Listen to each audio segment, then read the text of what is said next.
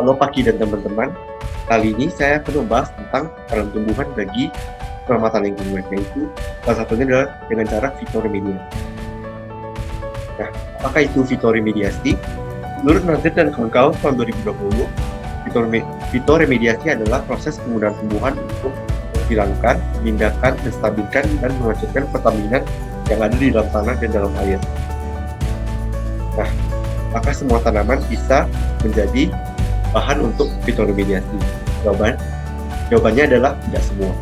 Menurut Zurkoni dan kawan-kawan tahun 2017, tanaman yang mampu tumbuh di tanah atau air dengan konsentrasi logam yang sangat tinggi, kemudian dapat menyerap logam tersebut melalui akarnya dan memusatkannya ke dalam jaringannya tanpa merusak morfologi dan fisiologi.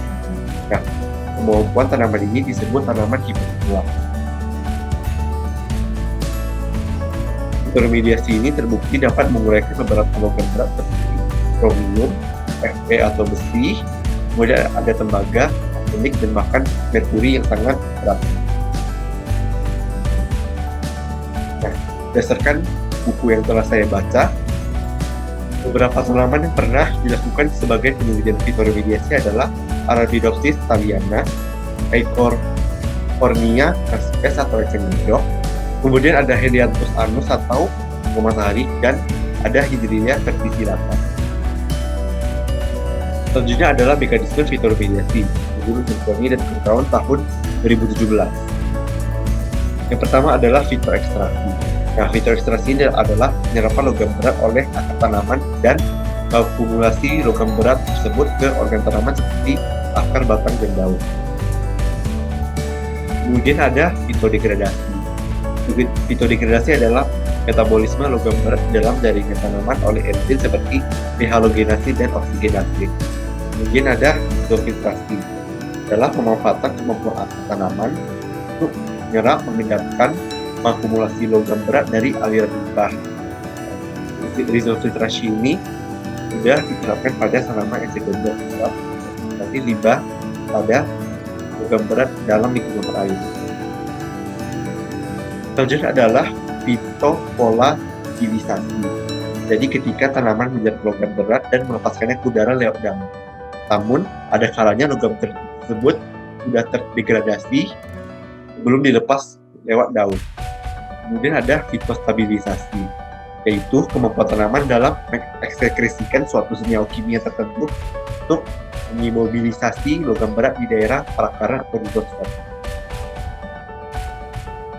Metode fitoremediasi sebagai degradasi limbah ini memiliki kelebihan, yaitu dapat dilakukan secara in situ dan ex situ, kemudian biayanya yang rendah dan mudah diterapkan, kemudian dapat mereduksi kontaminan yang sangat besar. Kemudian ada kelemahan, prosesnya itu sangat lama, bisa berhari-hari atau berbulan-bulan.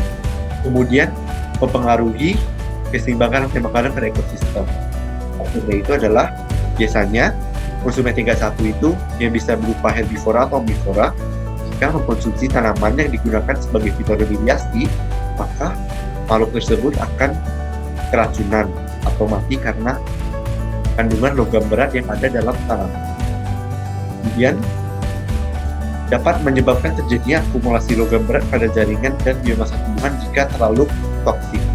Nah, dalam keadaan ini, jika limbah atau zat pencemar tersebut terlalu toksik, maka tanaman tidak dapat menyerap logam berat atau zat pencemar lainnya yang ada dalam air atau tanah, dan tanaman tersebut akan mati. Selanjutnya adalah bukti penelitian.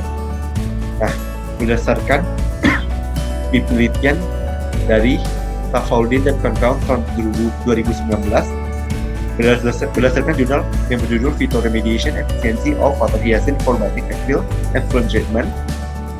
Nah, Saffoldin dan kawan-kawan tahun 2019 menggunakan eceng gondok untuk mengatasi pencemaran oleh limbah batu. Setelah itu, eceng gondok berpotensi besar sebagai bahan fitoremediasi berbiaya rendah untuk limbah pengolahan industri batu.